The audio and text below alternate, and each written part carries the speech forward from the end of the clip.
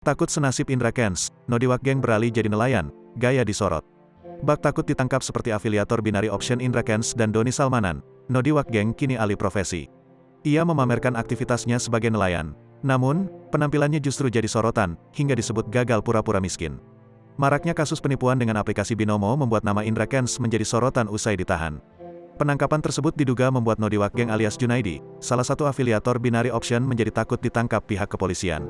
Ia pun kini berpura-pura jatuh miskin dan berpenampilan layaknya seorang nelayan. Sebelum polisi menetapkan Binomo sebagai aplikasi judi dan ilegal, Nodiwak Geng kerap memamerkan barang branded berharga mahal di media sosial.